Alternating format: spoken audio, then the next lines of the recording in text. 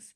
So with that, Kshamta, maybe I'll just start with you and we can kind of pass it down the line, but kind of broadly, what motivates a hope-oriented approach to climate education for you? I think there are many approaches. First of all, thank you so much for that introduction, and thank you so much everyone being here. I feel like maybe you could come a little bit closer if you want to, and we can be a little bit more intimate. But I think there are many ways. I come at it as an educator, so I'm looking at it from a pedagogical perspective. In my own teaching, I feel like kind of backed up. I think education could be a very powerful tool to cultivate hope and shift perspectives and paradigms. But we need a different kind of education, because the fact that we are in this crisis in the first place is because of education. Most educated people in the world have experienced crisis. So how do we look at education from a different lens, from a more values-based lens? And that's what I bring in my own teaching. And I have seen the difference since I've started using this approach. So I do a lot of values clarification exercises and activities in my classroom, which cultivates hope in a different way, because I feel like climate crisis or climate change is more of a social issue than a science issue. So we need to be approaching it from a social lens as much as from a scientific lens. So why not finding those individuals influence, kind of really looking at the person, connecting with the person, connecting at the values level, connecting at the what do those individuals want from, and how do they want to be engaged with the issues that they're facing in their own lives. And I think that has really cultivated that interest from even some of the deniers and some of the classrooms that I've been in. So solutions-oriented stories, I think Grace talked about stories, the power of stories. That's really important. If you can bring those in your classroom and share those stories that are actually happening in real time, that really motivates a lot of students as well.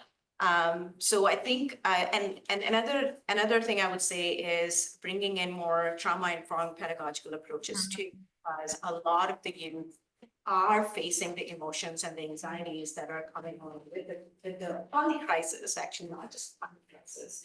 And how do we still support those emotions? So really bringing those trauma-informed pedagogies and creating connections between lived experiences and the issues that we are facing is really important. I think it has worked with me, and I feel like kind of bringing those social aspect to it is really important. You want me to go next? I would say a lack of ability to just be held in fear. Like, there is no other option than to be hopeful, because the opposite of doing that is just to let fear rule my life.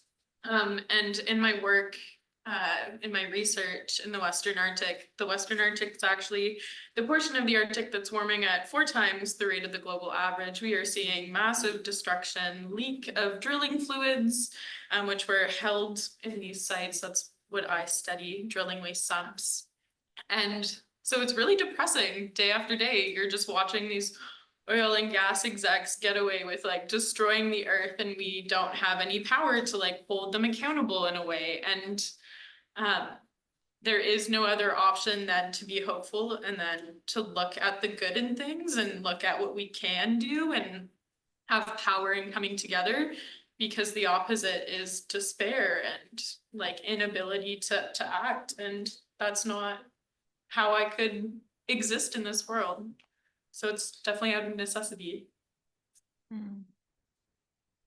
I could chime in next. Unless you want to go.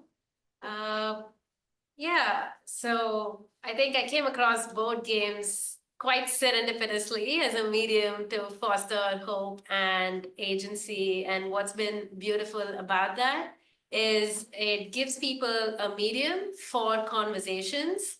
And part of the narrative about climate, when I started working on climate communications and climate education, it was a very intellectual engagement. And I've come a long way since then, where I've realized that what people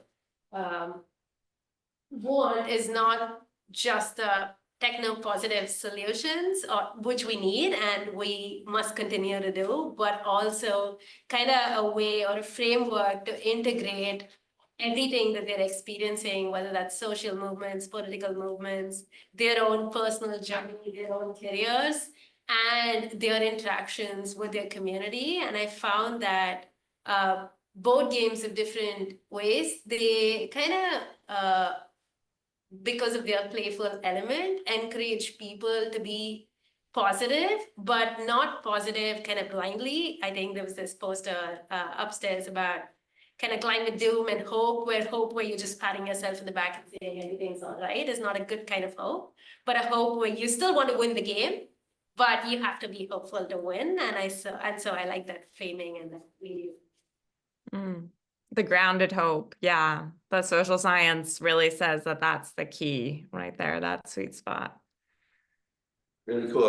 I could build on that. The motivation for me in using hope is very much that, not a blind hope, but a hope that there's opportunity for young children ahead instead of only a lack of opportunity. And it was driven by my own kids and their peers to kind of leverage the fact that kids, and this is purely anecdotal, but I found that with my kids below about 6, they just intuitively get what's easier on the planet, and to try and keep that going for a few more years, to keep them engaged, to keep them seeing opportunities both for the planet and their own careers in helping the planet down the road. So my motivation was really around keeping young kids engaged.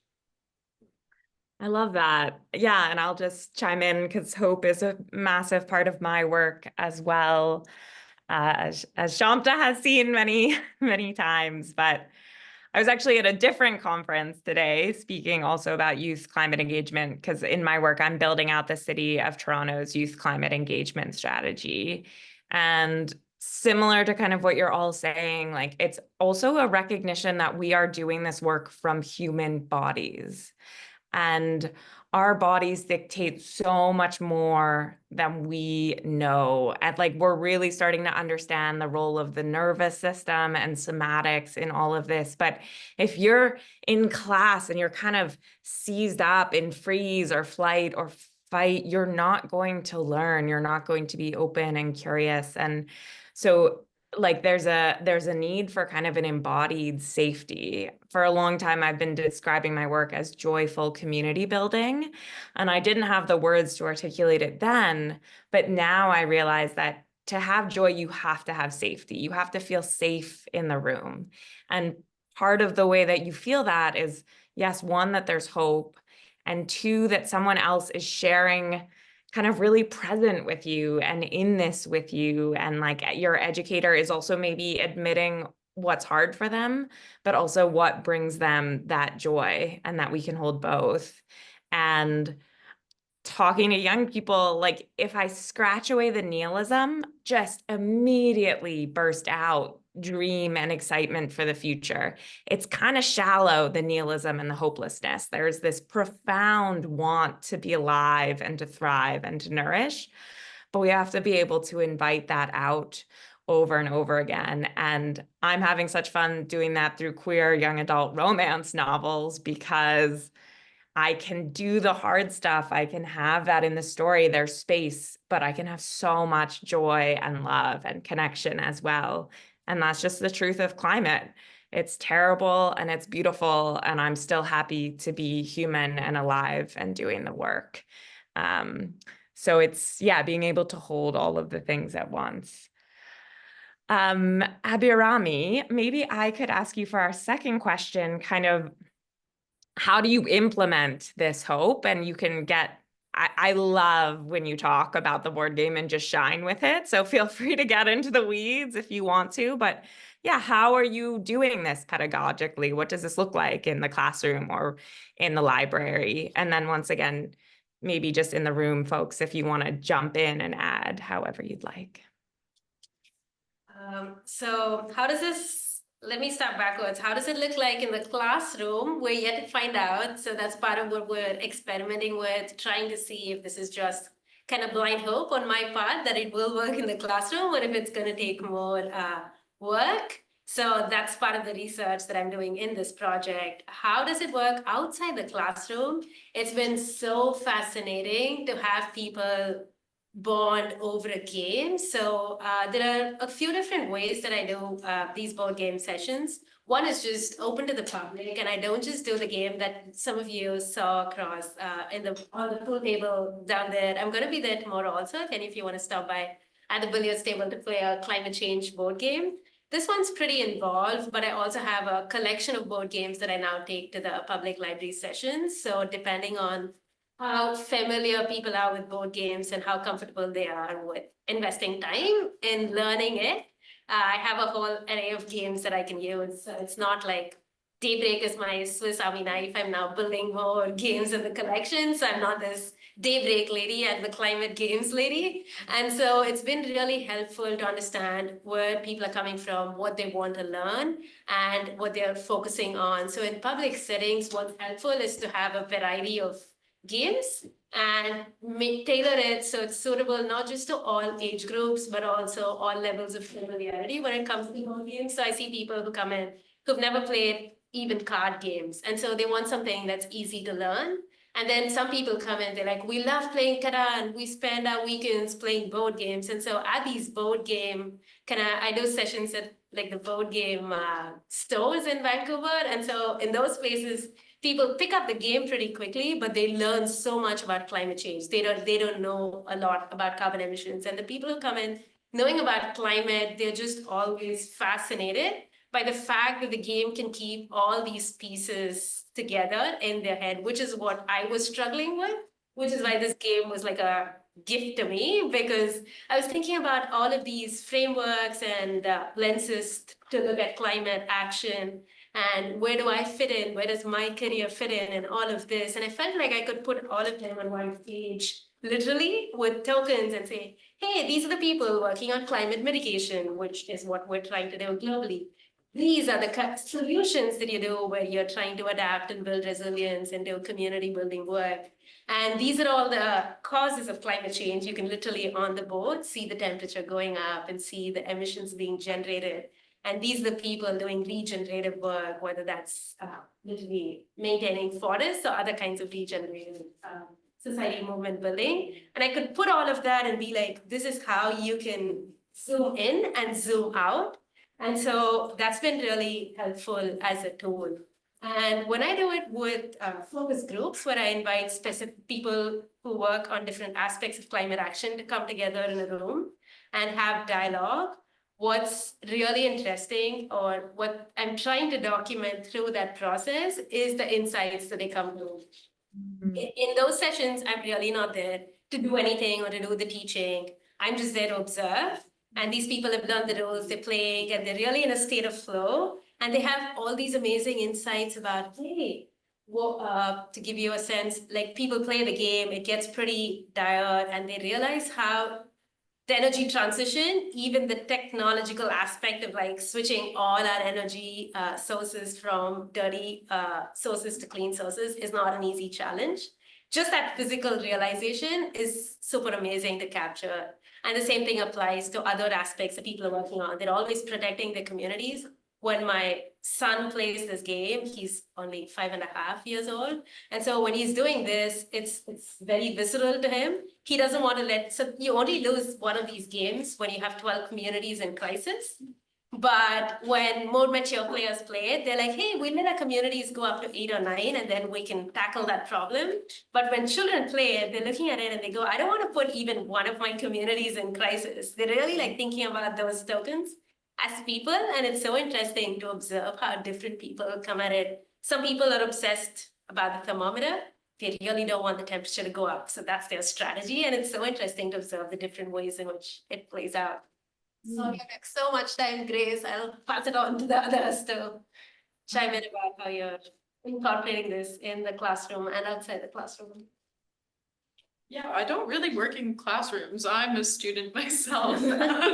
But when I made these books, it was more so to engage anyone in education. So the writing level is about the level of like a sixth grader. There might be some errors in it. I learned I was dyslexic after writing this, which was super interesting. So if there's something that's wrong or a little funky, you didn't see it. And really, the motivation for making these books was to engage people in education. And at the time of developing both of them, it was like peak COVID. Any given day, you could have gotten another alert saying, "See you never, lockdown's happening again." And the thing that I noticed the most that helped me was getting out into nature. And that was because I live right by the green belt, and so I can go and walk in the woods. But what does somebody do in an apartment in downtown Toronto when you can't go outside? And so it kind of got me thinking of like, well, if I can't get all these people out in nature to relax, with something else that they could do? And that's when kind of coloring books got really big online. And so I said, that's a great idea. I'm gonna steal it. We're gonna find a way to have some education be in there, but also a way that people can engage with what they're learning about. So Coloring for Conservation is all about species at risk in Canada, and Running Water is all about water conservation. And really it's about engaging with people. And it wasn't ever intended for classrooms, but I've had a lot of classrooms reach out for copies, which is awesome. And I've made all of the PDFs printable. To make education accessible. So although it wasn't really intended for a classroom, it's kind of ended up there and everywhere in between, which is really wonderful. And all of them have been published using grants. So they're 100% free. So if you see these books floating around, steal them. I'm not taking them back home on the flight to Ottawa, so get your hands on them. You might be the first person To go. Close proximity. Love that, books. When I was thinking about hope again, and when Grace was talking, I work in the student engagement space at UBC, so student leadership. In that space, we often define leadership as practice, not a role, and not as a position. And I think the same similarly about hope, that hope is practice, is a process. And how do we practice that in our classroom, with our students? So the climate kind pedagogy is really one way of doing that through values. So how do we enact and bring those values into your classroom, like the values of kindness, compassion, justice? And what can as educators we can do to bring these values and enact them and make them actionable in our classrooms? So climateeducation.ca has a whole list of values and some ideas of how you can bring those in your own classrooms. I think it's also very important to, like I said, climate crisis is more of a social issue, and I think it's very much inherently a justice issue. So how do we bring those justice-informed approaches in the classroom? So an example I would give that I often bring in my own classroom is this idea of discourse. So when we as educators think about, let's talk about a topic. Okay, get into your pair share, discuss. I feel like there has to be a step before that is more justice informed. So the way I mean, you could define it differently, but I call it dialogue. Dialogue is divergent, is justice driven. Everybody gets time to put their ideas on the table without controversy, without any engagement. Then you go into discussion, which is more convergent, where we are trying to come up with a similar idea as a group. So dialogue first, more justice driven, everybody gets their word out, and then kind of hop into discussion. So those are some of the practices that I feel like we can easily bring in our classrooms that are justice-driven and values-oriented approaches. Kshamta, sorry, I just want to follow up with this because I love this. And as a facilitator who often uses pair share and tries to do anti-oppression facilitation, how do you actually do dialogue? What does that look like for Yeah. everyone to have their idea on the table? Does that mean you're going around in a circle, or they're all writing it somewhere, or they're writing it for themselves? Yeah, you can do it in different ways. So you have all different kinds of realities existing in your classroom, right? If you have 30 students in your classroom, you have different abilities to learn and different ways to engage with different topics. So, and you would eventually know your students and the way they learn. Yeah, I have done it in different ways where you can have small groups and each person gets a minute or two to talk about ideas and put them on the table. They could do like little writing exercise before and then talk, which works a lot better for folks who are not really extroverted and don't really want to talk too much. So there are different approaches you can take at it. You can also, what really works, and it's interesting to me, and I haven't really dug into it much, is going outside really changes people how they interact with things. Just the sheer act of going outside the classroom, sitting in nature, really changes something in people. And the way they will share things about whatever topic you're talking about is going to be much more in depth that I find, and much more interesting to them. So yeah, you can do it as a written form. You can do it I've done it as conversation cafes, where each person will get 1 to 2 minutes to share their idea. And then you get another round of asking questions. And then you kind of go into discussions. So you can do it in different ways. Amazing. I love that. Paul, we come to you. Thanks. How it looks for me has sort of two main elements. One is in the home, which unfortunately I only get to see in my home. And once in a while, when a parent will write to me and say, you know, my daughter loves your book so much, she carries it to school every day, she reads it at bedtime, but I don't get to actually see that. I can only imagine that it looks similar to bedtime reading in my home with my kids. But what I do get to see is when I'm invited into classrooms, and I've been kind of blown away by the kids when this has happened. I've gone in both to do readings to help the teachers to bring a lightness to the topic of climate change and climate action with it's light, and yet it also touches on science elements in a gentle way. So there's doing readings where I see the kids, the questions they ask are mind-blowing. They're so dialed, they so already understand this space. They challenge me with good questions. We often get into a discussion on nothing's perfect. Any way humans are going to use energy is going to have negative impact on the planet, but yet there are less impactful ways than others. They just blow me away. So that's one element, doing readings and tying into science. And the other thing I've been invited to do that I never would have expected I would have done in my life is to give writing workshops that play off of this book. So here I'm speaking about writing, not really speaking about climate as the reason I'm in the classroom, but then of course it's all based on the story behind the story. And so we wind up in a climate discussion, but through how would you write a story? And I designed this little workshop where they actually write and they come up with a plot and main characters. And it's such a gentle way to enter them into this type of discussion. Yeah, I love that meta ability. It's kind of like you're all mentioning ways to kind of step back and shift perspective in a way on the climate frame.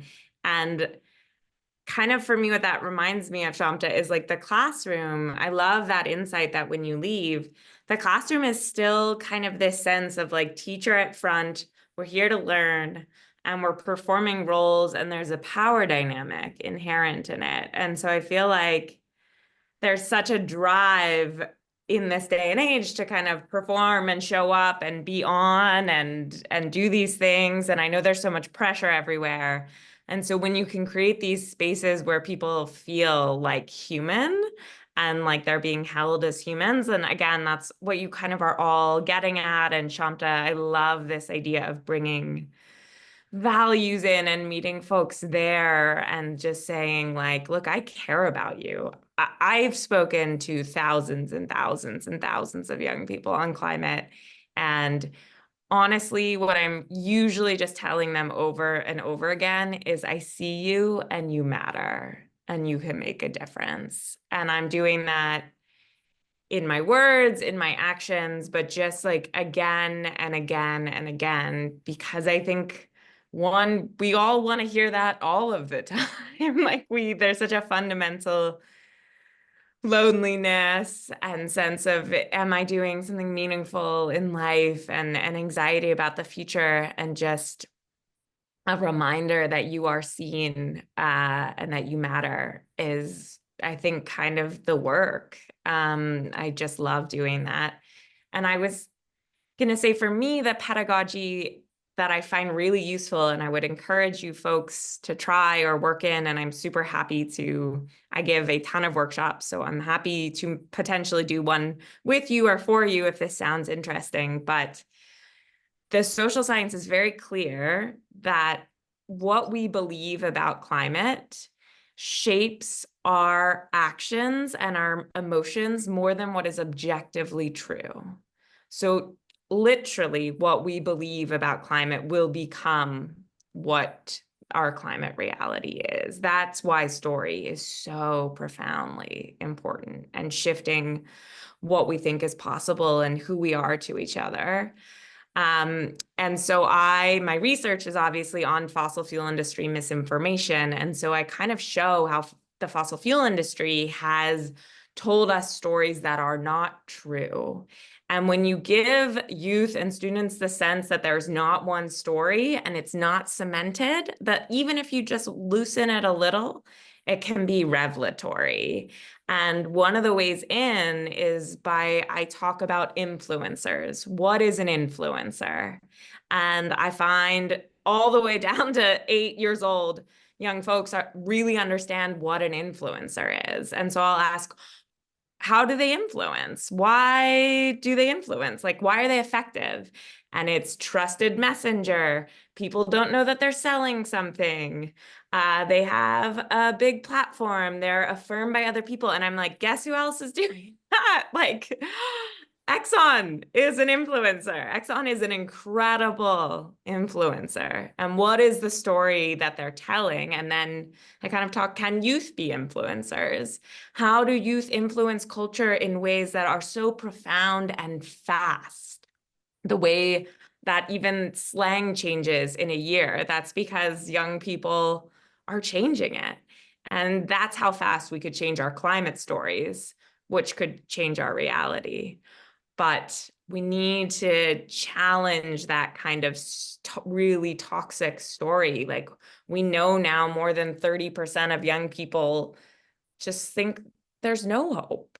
And that's morally egregious. Like, that's horrifying. We have to challenge that in a way that's like, this is the worst and hardest thing that has ever happened, and yet we do not know what is coming, and there are many pathways to build a just and beautiful world as we take the action.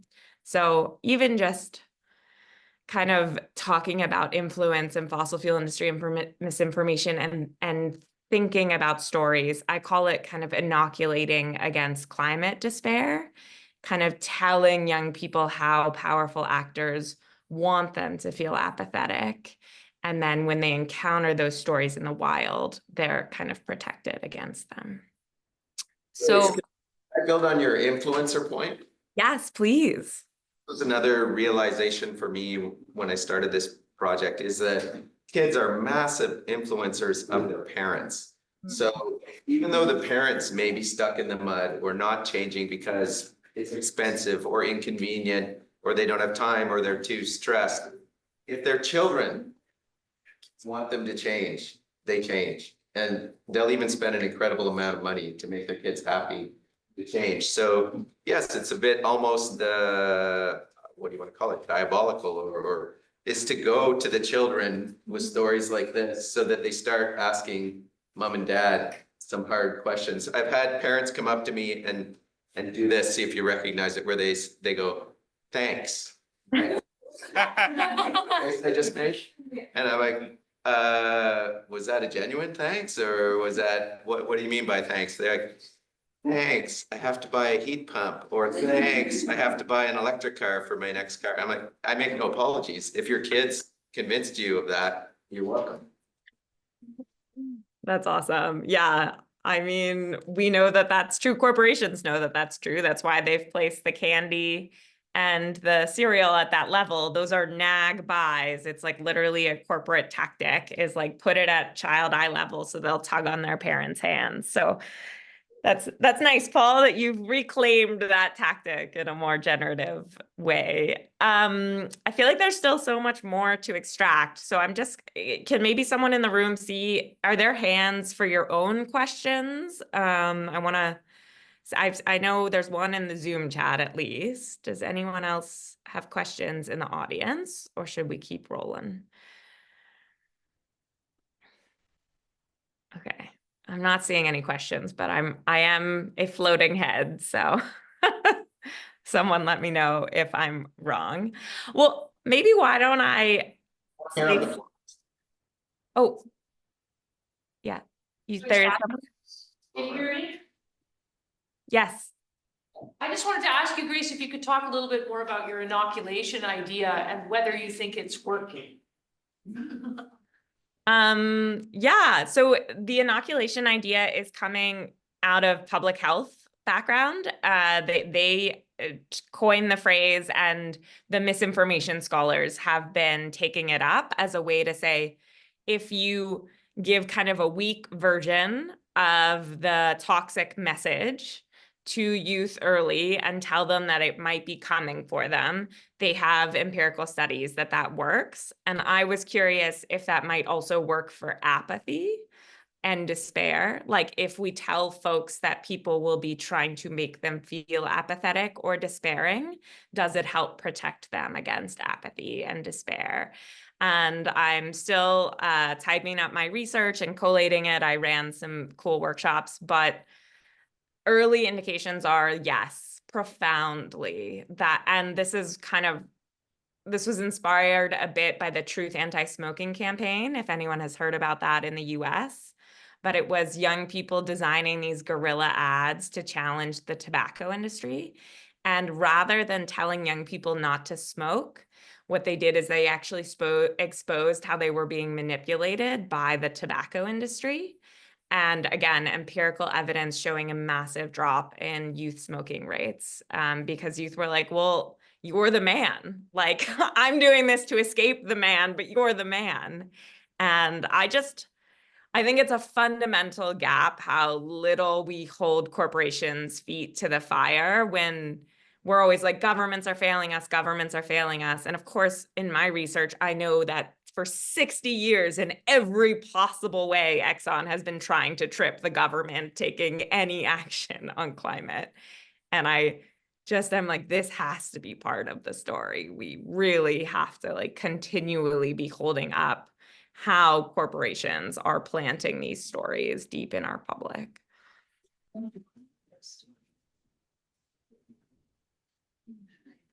I have a question for you, Abhirami, a question for what are the other board games in your collection? Sure. So the one that I have up here is called Daybreak, that's available to play. The other ones I use, one is called Keep Cool. One is called Carbon City Zero. Carbon City Zero is really mayors of a city trying to get their cities to zero carbon, and you play it cooperatively or competitively. And it has a simple mechanics so that people can learn pretty quickly, and they get a sense for the challenges involved, kind of the conflicts between like economic interests and environmental goals, and why that's a tough balance. I also have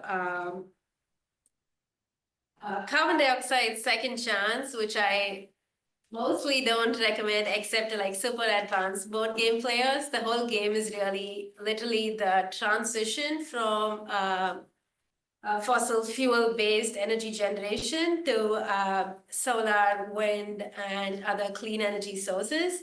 But you have to do it on all planets to win, and you have to be completely free of fossil fuels. And it can be very depressing if you don't know how to play board games and you start with that. So, but I do play it. It takes about 4 hours to play, and it really kind of drives home why it kind of, I think that is the game I would recommend if somebody is skeptical about or kind of tries to push down degrowth discourses that want people to be mindful, people in the global north especially, of energy consumption, and bring in the justice dimension when we talk about like global carbon budget. I feel like that makes room for that, because playing that, getting to that point where you're going to lose the game if you don't, and it's really interesting. The game has these 3 phases where you first set up infrastructure.